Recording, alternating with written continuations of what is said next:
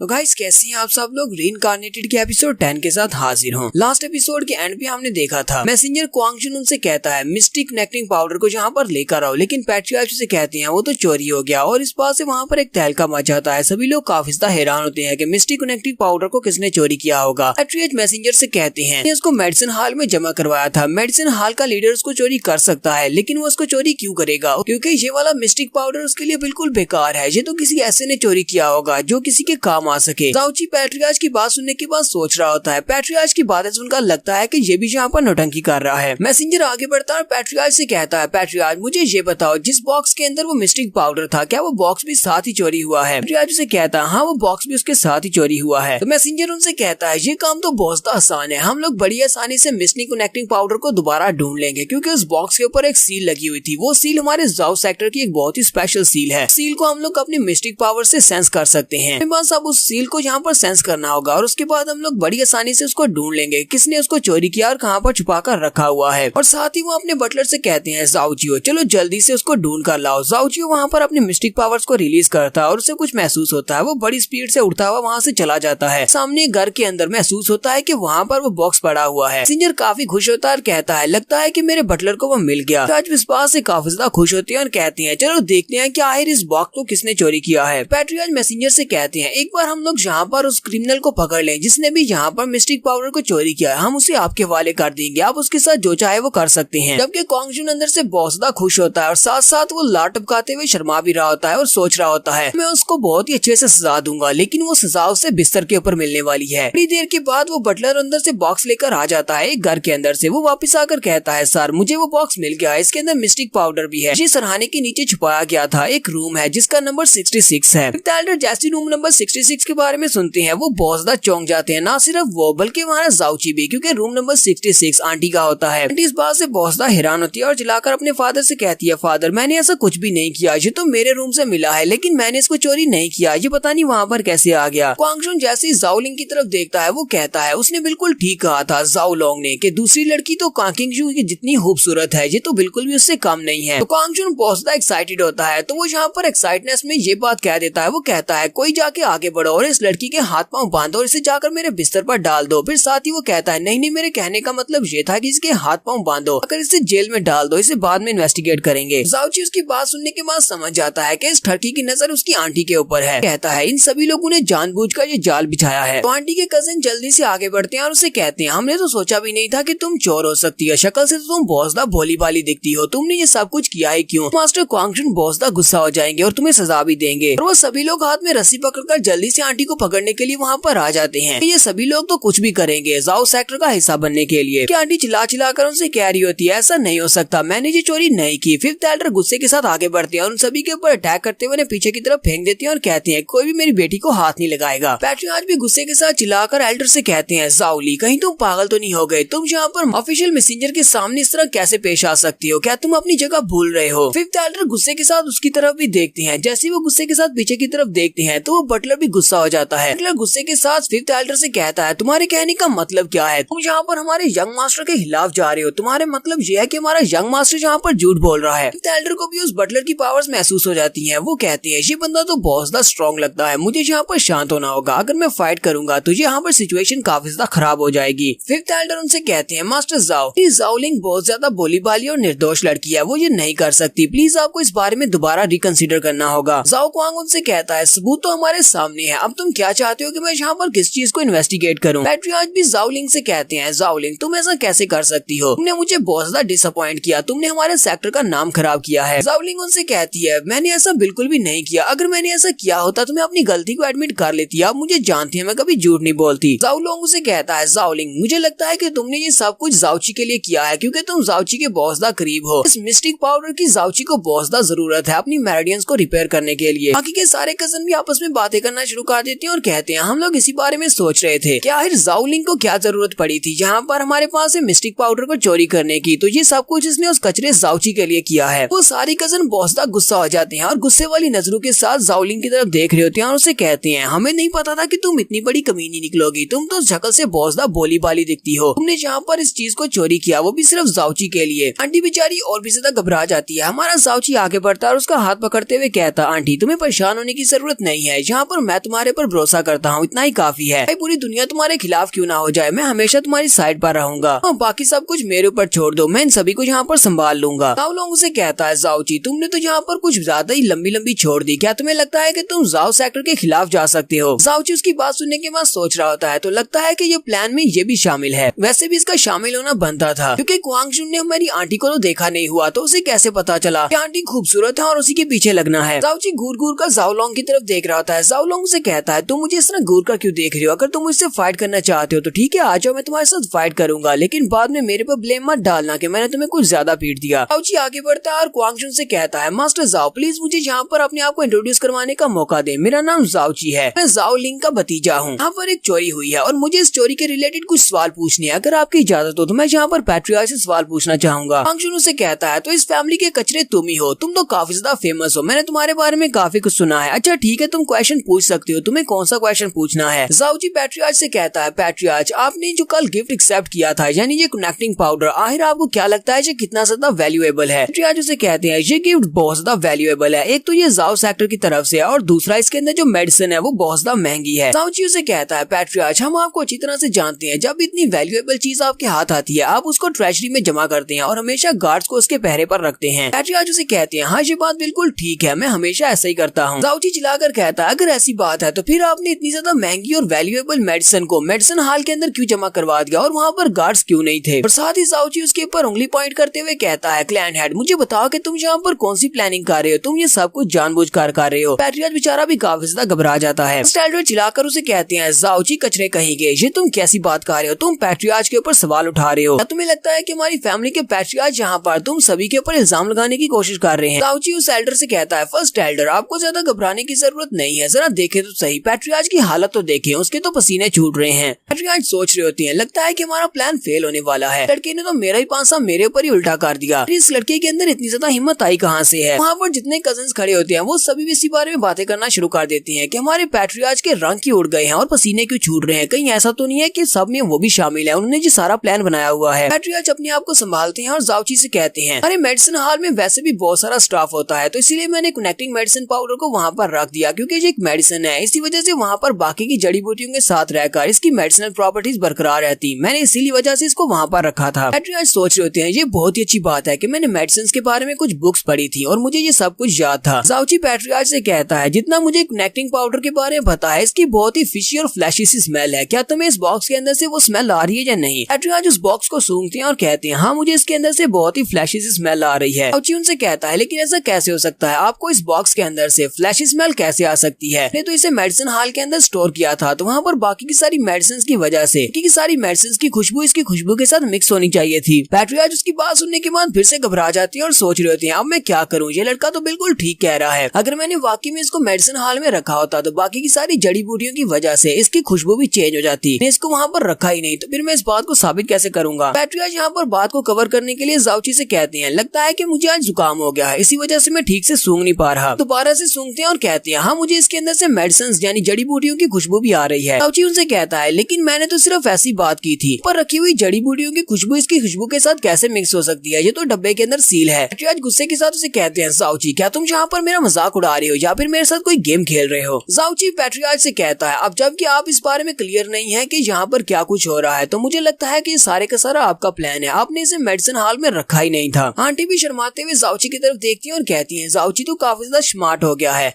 कि हमारा जाओची सोच रहा होता है, पूरे 24 साल एक बहुत ही काबिल डॉक्टर के साथ गुजारे हैं, इसी वजह से मुझे मेडिसिन के बारे में बहुत ही अच्छे से पता है। किंगजू भी इसी बारे में सोच रही होती है। किंगजू कहती है, इसने जो कुछ भी कहा वो बिल्कुल ठीक कहा, लेकिन यहाँ पर बहुत सारे एक्सपर्ट्स हैं और इतने सारे एक्सपर्ट्स के सामने सिर्फ पावर ही काम आएगी, कि दलीलें यहाँ पर बिल्कुल बेकार हैं। क्वांगशुन चिल्लाकर कहता है, मुझे इस बात से फर्क नहीं पड़ता कि यहाँ पर पैट्रियार्च ने झूठ बोला है या नहीं, ये मेडिसिन हमें जाओ लिंग के रूम से मिली है और मैंने यहाँ पर उसकी सजा भी तय कर दी है, तो उसको पकड़ा जाएगा और उसको सजा दी जाएगी। जबकि हमारा जाओची चिल्लाकर उसे कहता है, तुम्हें ये भी नहीं पता कि ये मेडिसिन कहाँ पर स्टोर की गई थी? यहाँ पर तुम बेसलेसली मेरी आंटी के ऊपर इल्जाम लगा रही हो कि उसने इस मेडिसिन को चोरी किया है, तो क्लियरली एक सेटअप है, तुम सभी लोग आपस में मिले हुए हो। तो जाओची अपने सारे क्लैन मेंबर से कहता है, तुम सभी लोगों के सामने सच्चाई है, क्या तुम लोग इसको इग्नोर कर रहे हो? क्या तुम्हें दिखाई नहीं दे रहा यहाँ पर ये सब कुछ एक सेटअप है, ये सभी लोग मिलकर आंटी को फंसाना चाहते हैं। जाओची सोच रहा होता है कि ये सभी लोग मेरा साथ देंगे, लेकिन वो उसे कहते हैं, तुम यहाँ पर कौन से झूठ की बात कर रहे हो, तुम्हारी आंटी ने ये सब कुछ किया है, उसने मिस्टिक मेडिसिन को चोरी किया है, उनमें से कोई भी यहाँ पर जाउची और आंटी का साथ देने को तैयार नहीं है, क्योंकि वो सभी लोग तो वांगचुन की चापलूसी करना चाहते हैं ताकि वो उनमें से किसी को अपने साथ ले जाए। वांगचुन कहते हैं इस लड़के को यहाँ से ले जाओ, तो पहले तो इसे उठाकर बाहर फेंको। पैट्रियार्च बड़ी स्पीड से जाउची के ऊपर अटैक करने के लिए आगे बढ़ते हैं और उसे कहते हैं तुमने यहाँ पर मेरे ऊपर झूठा होने का इल्जाम लगाया है तो तुम्हारी सजा तो बनती है। जाउची बहुत ज्यादा घबरा जाता है और कहता है तुम सभी लोग यहाँ पर दलीलों के साथ मुझसे फाइट नहीं कर सकते, इसी वजह से तुम मेरे ऊपर अटैक कर रहे हो। पैट्रियार्च जैसे ही जाउची के करीब पहुंचते हैं और उसके ऊपर अटैक करने लगते हैं, उसी वक्त कोई अपना हाथ आगे बढ़ाता है और पैट्रियार्च के मुंह पर रखते हुए उसे वहीं पर रोक लेता है। ये हम लोग नेक्स्ट एपिसोड में देखेंगे कि पैट्रियार्च को यहाँ पर किसने रोका है, जहाँ पर एक फुल फ्लैश बैटल होने वाली है, फिर सिर्फ बातों से इस मसले को हल कर लिया जाएगा। ये हम लोग नेक्स्ट एपिसोड में देखेंगे। एपिसोड की एक्सप्लेनेशन अच्छी लगी हो तो कमेंट करके जरूर बताइएगा। चैनल को सब्सक्राइब कर दें, वीडियो को लाइक और शेयर कर दें। शुक्रिया।